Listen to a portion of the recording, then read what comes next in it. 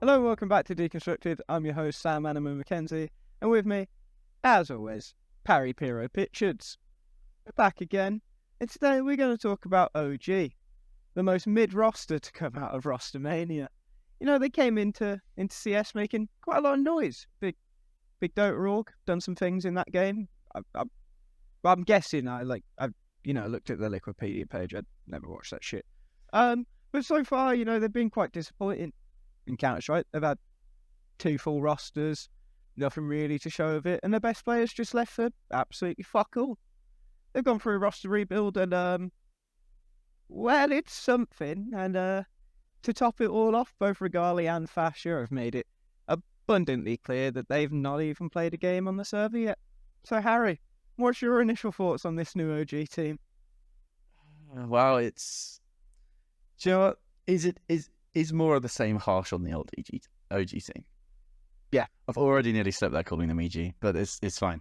I think it's gonna be one of those episodes where I try and hold you back because there's not on paper there's not a lot to look at, and you're thinking there's not a lot to get excited about really. Some of you will be the type of people who actually watched these players when they were still star players, like before they moved up to tier 1, and then you're the ones that are going to be in the comments telling us that, FASHR was this really like aggro star on ecstatic, and Fiku looked like the next big lurker coming out of Poland, like the Keto just needs to be unlocked and things like this. And it's like, okay, fine. And Regali, we know Regali. Regali's, check out the interview he just did with Freddie. Regali seems like a sound guy. He's got a lot of potential there.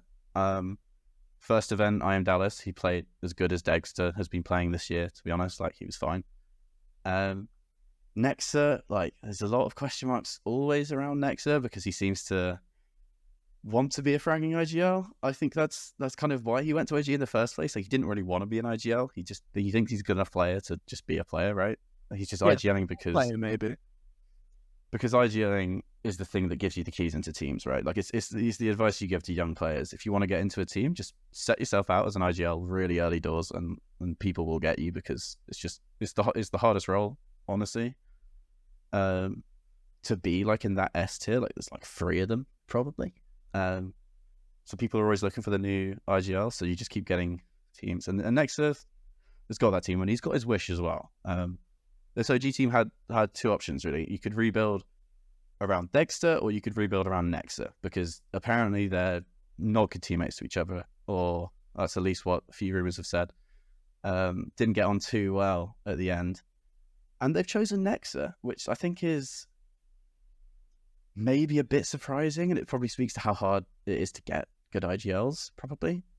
Probably hardest to get. Whereas like...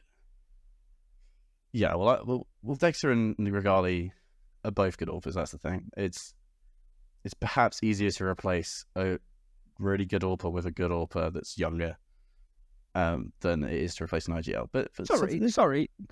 Dexter's 21, mate. Yeah, but it's like, he's a known quantity, right? He is really young. He's still really inexperienced, obviously, but it's not like he's leaving this team and there's loads of clamour for him to be joining those teams. Like, I'd have him in like Liquid and Mouse and all of those teams. Yeah, I'd have him there. I think he's good enough for that. But there's not... I think people do worry a little bit about his personality. I think that's fair to say. Well, it's only because he slaps hands hard. Apparently he gives off bad vibes, but what would I know? Yeah, who knows, right? But yeah, the gist of it is, these are guys that... It's a mishmash of people who have all been role players as of late. They've all been role players in the tier 1 teams that they've played in so far. Even Nexa. Nexa's still not been a star player for a long time. So yeah, it's 4 supportive riflers, and then Regali, who is... We think he's good, but he's still unproven as like a star of like a blast partner team. Like, that's a level above what you can expect. So yeah, there's not a lot to be excited about unless something crazy happens when we see them play. Yeah, I mean... Yeah, like, this roster it's like, on paper, genuinely, even with the last 18 months of shite we've seen from EG, it's probably okay, maybe not. I'll take it back a stride the stride. Yeah, you we're know, early in. We're early on. we've seen some awful rosters from EG. It's the worst tier 1 EU team I've ever seen on paper. Yeah, I'm trying to think of a worse one. Yeah, like a partner team. Yeah, I think so. Like, I think even EG, like EG had the excuse of being American. EG has the excuse. But especially since the partner system, I mean, like if you want to go like further back, you know, you can look at like the downfalls of, you know, VP, the downfall of NIP, but it's not. It's very different to. This is a new team that's being formed after, you know, an off season that's seen Navi go international, Liquid go EU, like all this shit where it's like teams are doing exciting things and then OG's doing this. I mean, like, yeah. There's very little positive to say, but we will get to those. There are some positives, at least in my mind, maybe in yours. But let's start with the tip of the spear. Let's start with Keto, right? And what I want to say about Keto is if he was any good, he'd still be on Big. Big have just promoted 2 academy players, and I know that's, you know, to some degree to do with the fact that Fathom... spot. Sorry. Yeah, I was getting to that one. Thank you, Parry. You know, the Cologne spot and Fathom fucking off to have a child or some other random illness. I can't really keep up with why the fuck he doesn't attend events. But yeah, like if Keto was good, he'd be on Big because they'd back him. But the fact is, they don't, and that's why he's been in and out of that academy team, like some simile that I'm probably not allowed to say on the internet. Yeah, there's not a lot for Keto. It's like I like to think of team composition in a few ways, but one of them is that like your supportive piece, you kind of want either an aggressive one or a supportive one, like or a passive one. You either have like the easiest one is like Zippix or like Taka or something. Like you either have the literal bait who jumps in front of your star player so he can trade, like Taka did, or you have Zippix who lurks so passively that he doesn't see anyone all T-half and just make sure that you know that you can rotate back to that bomb site at the end of the round and it's all safe and he'll never die. And Keto's that aggressive type of support player. Like he does have the odd star role, like he does play quite a lot of active CT position still, like more than you'd expect. And he's not really ever been the star fragger. Like he'll pop off with a few games, like kind of like the budget rain type thing, like the 4th star in a team kind of. But yeah, nothing special. And then that's the thing of, in this team, is he going to be asked to be a bit more than that probably? Because I think you probably want Fiku and FASHR to be the best riflers on this team. I think and nexa obviously wants himself to be the best rifler on this team. But from outside, I think FASHR and Fiku, they're the 2 youngest. They're the ones that probably have a bit more in the tank that we haven't seen yet. Well, FASHR's not young, but you know what I mean, like inexperienced. Whereas Keto is more of the known quantity. Like he's been around a while. We know he's going to be the streaky entry fragger, aggressive guy. And I think that's fine in a lot of international teams. I think a lot of teams can use a profile like Keto and he's their worst player and it's fine. But yeah, in this team, it just leaves a lot to be desired. When they've been linked with Cypher for this same role, like, I don't know, like he's replacing Neofrag as well. And I didn't think it was possible really to downgrade on Neofrag. Like Neofrag has struggled a lot in Tier 1. But I think honestly, is this team better or worse with Keto instead of Neofrag? I don't know, because Keto needs to be the worst player on his team. I think if this team's going to be like good, Keto is a really good role player, but if you have lots of really good role players, you're just left with a team that can't kill anyone. I do really like, though, at some point you've suggested that Keto is fine for a Tier 1 team as long as he's the worst player, yet a bad Tier 1 team was cutting him. I'd just like to go back to that. Not fine for a Tier 1 team. I didn't say that. Not like a Tier 1 team. I mean, like if he was the worst player on even this team, or like, I don't know, like just... There are teams in the world where they can have their anti-fragger be their worst player, and it'd be like Keto, and he's normally like 0.95 rating, but has the odd pop-off map, and it's fine. It's fine. Like, they're not going to championships, but it's fine. And on this OG team, I don't think it will be fine. Is what I mean. No, I'll agree with that. And the one other thing I want to say about Keto is that, you know, when you've got any player, whether the type of player where, you know, people say things about them and be like, oh yeah, but he's Deagle. He's really bloody good with a Deagle. You're one of the best Deagle players in the world. Them always shy. Let's be fair. Taka had the best Deagle on SK. Like, fucking Lecro had a good deagle. Like, let's not pretend Lecro was a phenomenal player. So good. He was good with a gotta deagle. respect Lecro. He was good with a Kevy's deagle. deagle. That's up there. Yeah. No one better than our boy Dupree, though. Brother. Well, Elliot's boy. yeah, except Well, Magus has been better with the deagle than Dupree we'll get for to about that 5 one. years now. Well, yeah, but doesn't have a clip, does he? Not like Dupree's. Oh, have you not seen some of Magus' deagle clips? No, I What's have. that one on Virgo? Oh my god. It's not like Dupree's. Anyway, to the topic at hand. Let's move on. Let's talk about what really should be the star of the team, but when you put together a role composition, it kind of looks something scarier. Let's talk about FASHR, right? So, as you alluded to earlier, there's people who, for some god-awful reason, would choose to watch teams like Static play outside of a challenger event. And, FASHR before Fnatic was having, as you described, and as it blew our mind because we all thought the term was actually Barnstormer, and it's not, it's Barnburner. You described... You remember that? That was good, wasn't it? You described FASHR as having a barn burner of a year, and he was doing really good. And he was in those kind of like aggro, lurky kind of roles. He was in a lot better positions than he was on Fnatic. And Fnatic, he got very heavily cooked. It just became him and Roy, like which one can win out the race to the opening frag. And he didn't look great, did he? Like, he had a couple of maps, but for a team that was very inconsistent across the board, except maybe Mezzi, FASHR was probably the one that looked consistently the worst. So, like, what do you think, right? Like, FASHR could slot in back into his old roles and do really good in Tier 1, or we could quickly find out he's not a Tier 1 caliber player, right?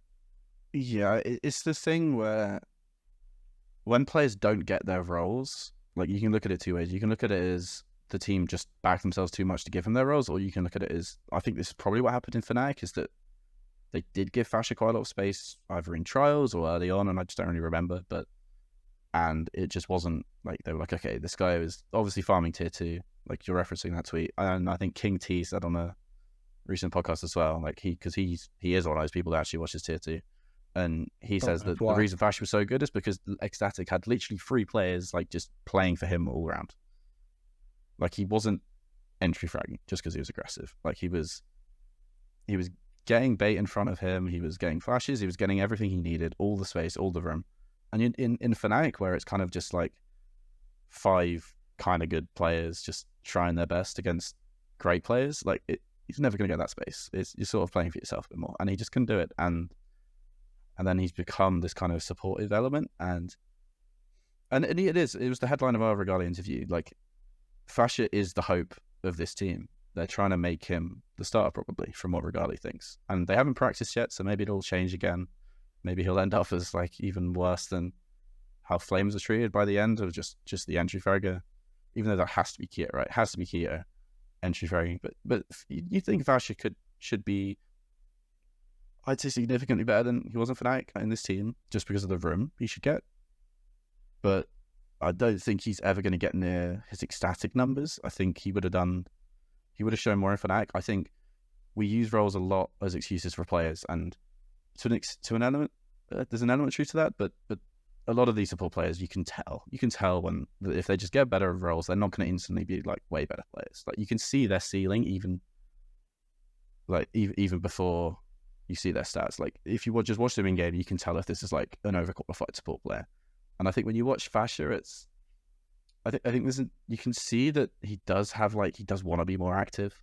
There's definitely, like, you can see that, but whether it'll work or not, we'll just have to wait and see. I personally am not too convinced he's gonna be some kind of, I think most people, you can tell after a while in the Tier 1 team, even if they've got bad roles, you can tell if they're good. Yeah, and I kind of get the same vibe from FASHR. It's like, it is very clear there's a player in there, but it's not clear to the point of, like, he's the player that can come into this team and be that star that they really need, can be that, what Flames was. And it's quite, it's quite interesting that you bring up Flames, especially because it it'll be a lovely segue into our next topic, actually. If you look at a default from OG, from the rare occasions they did them, Flames kind of fits into pretty similar roles to what you'd expect FASHR is going into, but oftentimes he was just for some reason used as an entry, and that's probably why Vitality have looked at Flames, because they understand he's very good in those roles and they can utilize him in those roles as a replacement for Dupree. Do you think it's a big worry that from OG we'll see a similar, like an incredibly similar 4-1 style where FASHR gets used as, instead of Keto, he does get used as the tip of the spear, because the likelihood is he probably can aim better than Keto, because 99% of Counter-Strike players can. I can't say it's impossible, because that just seems to be the way Nexa likes calling. Like, that's the way he kind of makes up for firepower deficit, is just by having just early groupings and just, we'll try our best, I think Keto is naturally way more aggressive than Neofrag. I think Neofrag was always supposed to be that star second in rifler, right? So he was never going to entry, which meant either Nexa had to or Flames did. And Flames is naturally very aggressive, naturally very, like, he definitely enjoys entry fragging. He's very much that type of person who cares about the team winning and not his own stats. Like, we talk about Flames as the star of this old team, this old OG lineup.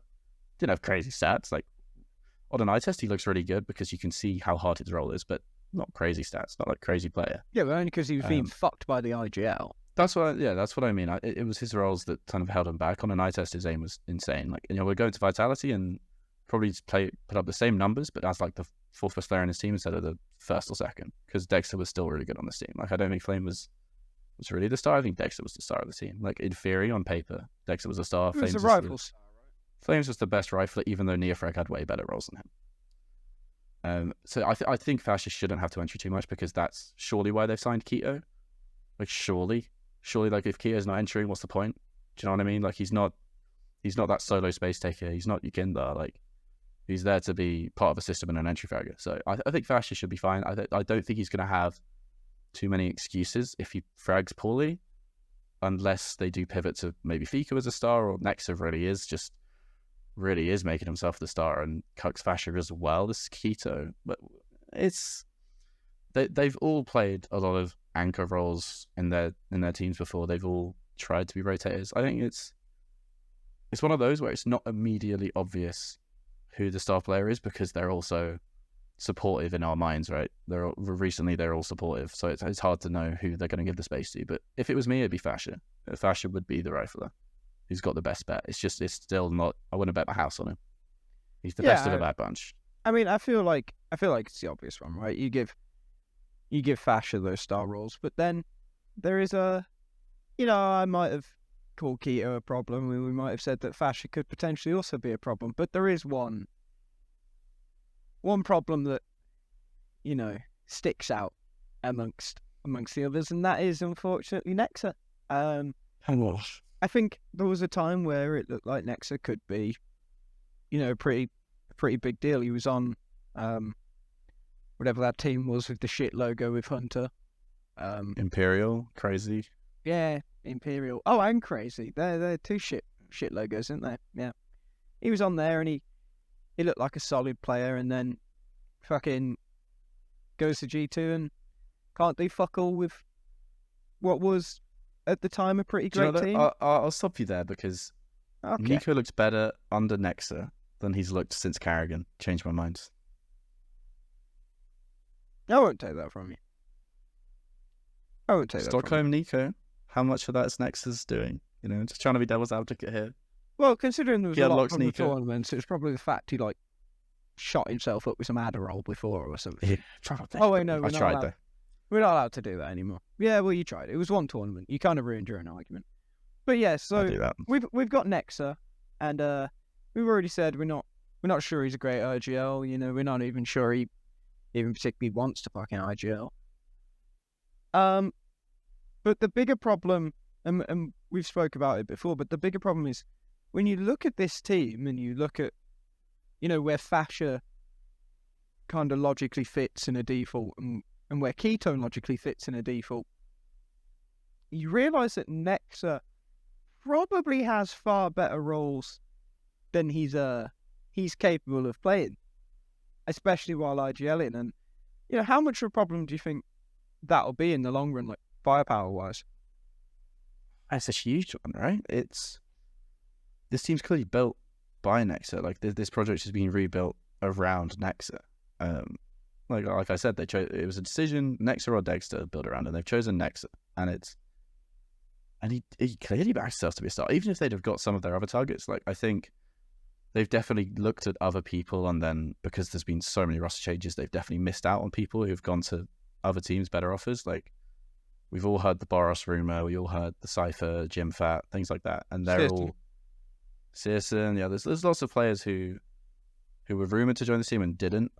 This isn't like Nexa's first choice, but you've still got to look at it and think the profiles they were looking at. Nexa was always going to be this like the star pack rifler, the second guy in, like the guy behind Akito of the world, and that's not a great sign unless like in this break he's just been DMing all day, like, oh, I'm going to be a star player like I used to be in Imperial and Crazy. Like that's the only way you can see this team working really, is if Nexa and FASHR are all Fiku. Like one of them, like you need a star in the pack and a star in the lurks, and FASHR and Fiku are probably going to be lurking, which means that Nexa has to be that pack guy, because like a pack of Keto and Nexa, if Nexa carries on playing like he has done in OG so far, and I'm sure he wasn't the most motivated he's ever been, like otherwise he wouldn't have taken this break. But yes, it leaves a lot to be desired in my opinion. I think you need a lot more firepower in a pack, because we all know what it's like in your fucking pugs, in your matchmaking games. If the map control pack dies, you're just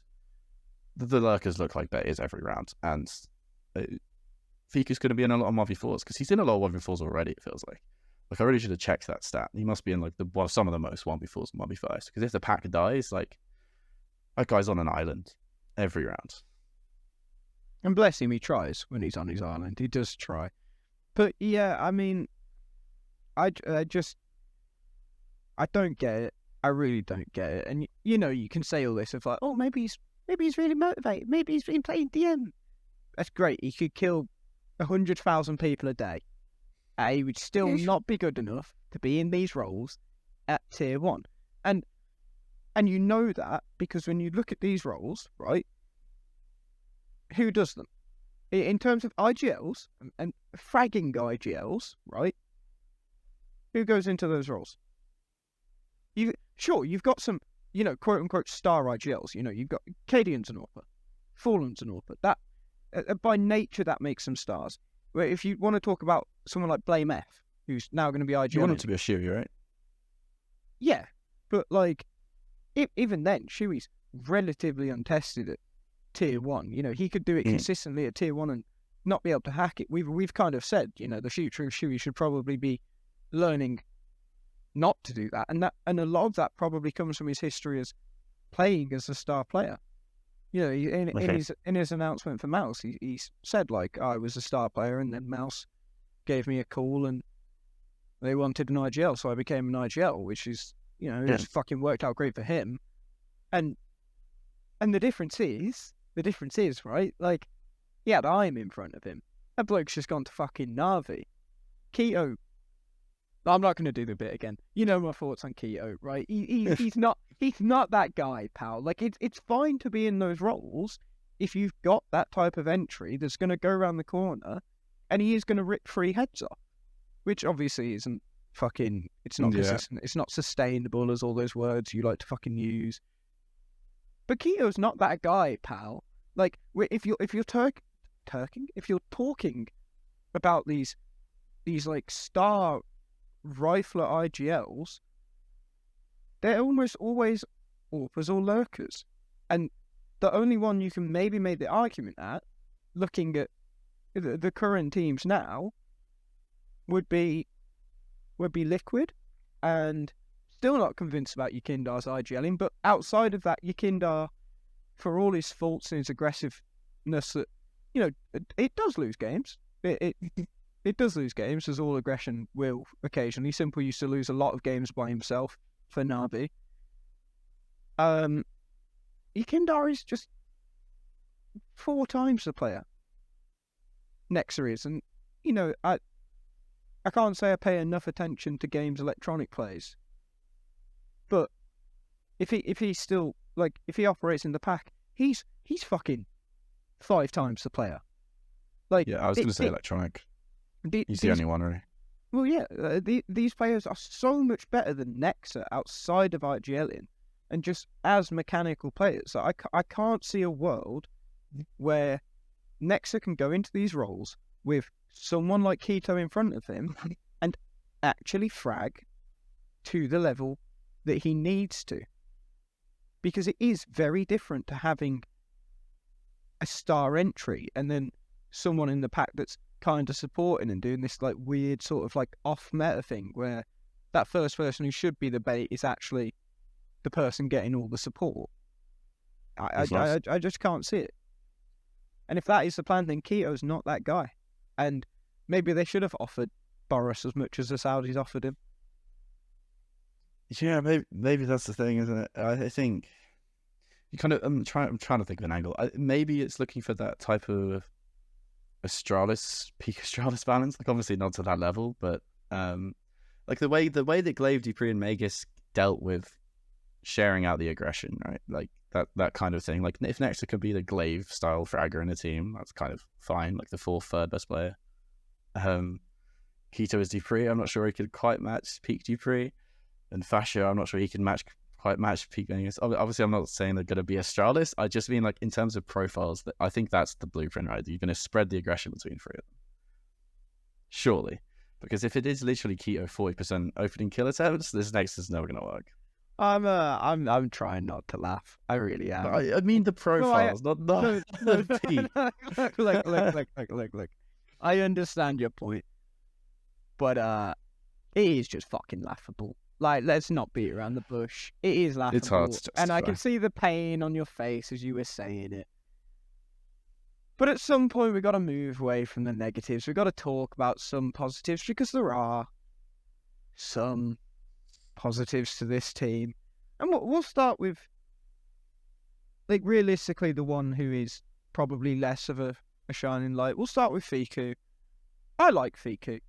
I think in terms of Fiku's role, Fiku is absolutely fine. And if OG had given him more of a chance to shine, if OG had a more consistent roster, if they had better players than Neofrag, or a better player than Neofrag, because he was a player, I don't think Fiku would be on this team. I think Fiku actually, in terms of those roles, could be on a much better team. Like genuinely, right? Genuinely, when you talk about, I know the IGL typically takes those spots in a lot of the bigger international teams, but when you're talking about these kind of, very passive lurk, small site anchor players on international teams, I do genuinely think he's one of the best ones out there. Yeah, he seems pretty good, right? And I think one of the reasons they'll be quite happy to keep him is that him and Nexa used to play bomb sites together a lot, and he used to help Nexa quite a lot, I think, in terms of, look, they really have coached him. Rugger and, like, a lot of this team, like, we've given a lot of heat to Nexa, but Rugger and Kakafu, I think, the German analyst guy, he used to be from Big, they actually hold a lot of the reins on the start of this team as well.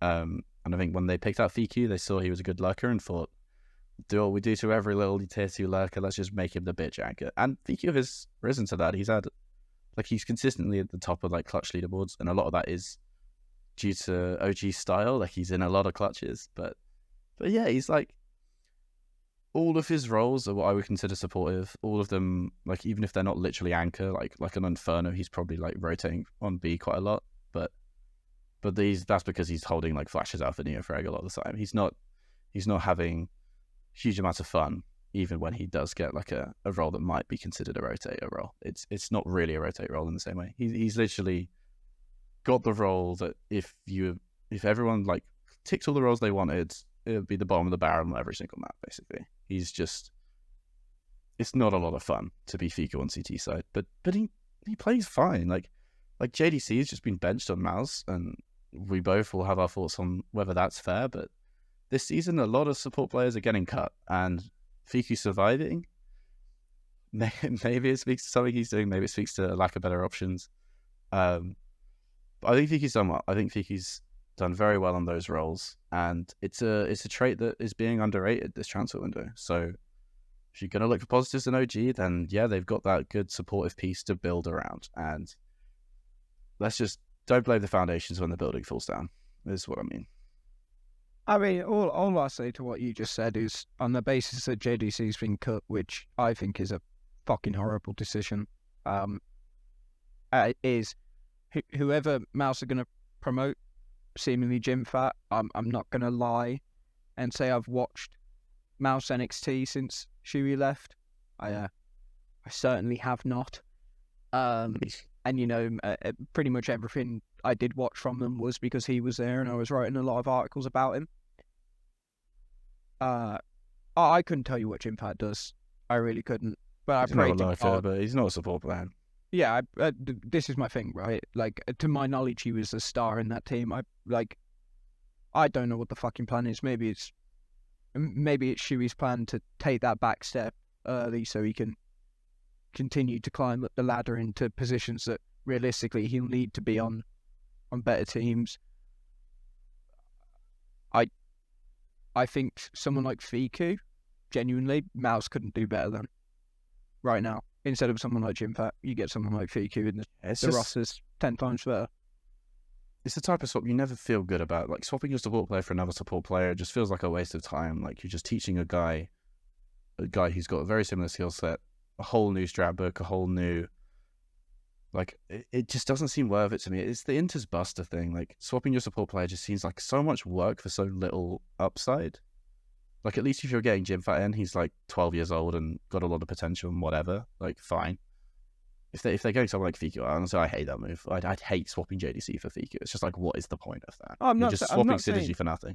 I'm not saying I overly like the move, Harry, but like, if they want to good enough, move, like, I think he's probably better than JDC, and I'm surprisingly high on JDC for players that I'm normally very low on. I don't think it's the same as Inters and Buster all. I actually think if you're looking at upgrading your roster all around, which it seems Mouse are doing, Fiku would be that. But yeah, I'm glad that OG is stuck with Fiku, because when you look at the team, I swear to God, at one point there was a report that they were going to stick with Neofrag. That was never going to work. He's not a tier 1 player. Fiku is a tier 1 player. He might not be flashy, he might not put up great numbers, but he's in a role that it's fucking difficult to do that, and he doesn't stand out. If you look at teams over the last year, yes, at some points JDC has stood out. He has been a very low-rated player, a couple of big events. If you look at someone like Zip was awful. Fiku is not that. He's a good player, and he does deserve to still be in a partner team. Yeah, and that's what we're talking about with OG. It's a partner team. Like, we're gonna have to watch this team a lot, so strap in. Like, these blast groups are gonna be ugly. It's just a team that it just lacks ambition, and Fiku is obviously not gonna get any of the blame for that. Like, no one's gonna blame Fiku in this team. But so, what do you think about the possibility that he could step up and be more than what we've just described to Maz as more than just a good support player? Do you think he can? I absolutely think he could. Gonna need to. I've watched OG when I've been forced to, and the only 2 players, you know, as Dexter and known quantity and Flames, as someone who is being forced to do things he fucking is too good to do on a team like OG. I was always very impressed by Fiku. I thought Fiku's aim looked good. I thought he tended to be in the right places. It's just the rest of his team, because of how they play, weren't. Like, I think Fiku could step up. The problem is I don't think he'll get the fucking chance to. I don't see a world where OG play any different to the way they did before, and they're, you know, you get these people that play like off meta, and then eventually that becomes a new meta, or they stay off meta because they play, you know, a bit too far off the meta, but it works, right? There's a really good example in Valorant, right? And just stick with me, right? PaperX in Valorant, they're an Asian team. Well, fuck you. They're an Asian team, and genuinely, all 5 players hold W. and it gets them deep in events. It gets them far deeper. If you watch the group stage game, you're like, all right, yeah, this team wins a game because they're very clearly good players. They don't get any higher. These fuckers get top 4. They get top 8 every event because it fucking works. But no one can match it. And yeah, you get teams that defeat them. When the Navi team were FBX and it got to the final of, I think it was Masters Copenhagen 2022. They had the game plan. They ruined them, right? But it works to get that far, and that's impressive. OG's fucking style does not do that, and it will never do that. And unfortunately, as much as we can speculate and say, hopefully Fiku gets more space, hopefully, Fiku steps up, I just don't think he gets the opportunity to. I think he can. I just don't think he gets to. And I'm willing to bet you don't disagree with that. Yeah, I don't. I think you can. I think you can stick him with better roles, and he doesn't improve loads. He'll improve a little bit. I don't think he's going to be a star. I don't think he can ever be a star. And it's just, it feels like this org and this team, like, yes, it's a recession, but it's kind of, they're doing that thing that partner teams do, and it's just like the absolute bare minimum. And the most valuable thing they own is the partner slot and probably like Regali's contracts. Like, they probably slapped a huge buy on Regali just in case, and keep the partner spot and keep things ticking over for a year, and see what happens money wise later on. It's so hard for me to get excited about it. I'm normally trying to be the positive one. I can't, and that goes against a lot of my nature. But this episode, I just can't. I can't with this team. Regali can be the next simple, and this team would still suck. Yeah. So let's take a minute or two to talk about that poor bastard Regali, right? Because Regali, for a long time, has looked like a very good AWPer. And I know we've seen a few of these players step up into Tier 1 the last couple of years and not be great. Torzy, the obvious one. Nika Dawes, not from the same roots as maybe a Head Trick or a Monasi or a Torzy, but Nika Dawes is... he's not good. A Head Trick, I've said multiple times I'm really high on Head Trick. I think Head Trick's going to be a fucking phenomenal player in CS2, and Monasi obviously speaks for himself. How good do you think Regali can be? I can't say I've watched loads of them. I barely watched Fnatic Rising or Copenhagen Flames, but stats-wise, he's always been very good. He's always been someone you look at, and it's just he's putting up enough numbers to justify being an AWPer, basically. Freddie's interview was actually quite interesting. He's definitely he definitely doesn't hold back. I'll put it that way. He's got that kind of thing where he basically said that he was better than Farleague in the first 2 minutes of the interview. This is a guy that backs himself. He's going to be that type of AWPer that thinks he's good enough to be like a free roaming AWPer, and they're going to need him to be on this team. They're going to need him to call his own peaks basically every round. It's going to be really hard for them to get any kills otherwise. He's going to need to be so active. They're going to need to call around him. He's going to need a lot of love in this team. And I think it's one of those things, you kind of think being in a bad team, but they're by far their best player, it can be good for a career sometimes. If you spend 2 years in a shit team, just getting all the support, you can kind of frag out, get your name in shop windows and things, because it didn't look like loads of people were going to pick him up. Honestly, even Copenhagen Flames benched him, and I know it's because Farleague is their best mate or whatever. That's what he said, at least. But it's that type of thing where he's always been thought of as the next big prospect, probably. He speaks Danish as well. There was talk of him going, people wanted him in Astralis when they were doing the Lucky thing. It was I think he's got the potential, and it seems like he's got the personality to be a star player. I think it seems like he's got that confidence, he's got that mojo. I want him to be good, but I think this, if he is good, this isn't his final destination, is it? That's the expectation for him and this team, is to be their best player by far. And that doesn't really need him to be a superstar to get that mantle.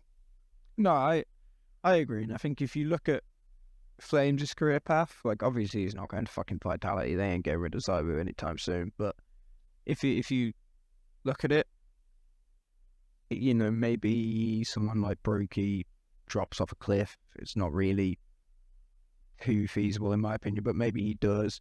Maybe Liquid finally gets sick of OC. I hope not. I really like OC. I do really want him to succeed. But realistically, he probably shouldn't have too long left to make that final push, step up kind of thing. So if you're looking at it from perceived regali point of view, you've got to be looking at it as this is the next step on the ladder. It ain't the top.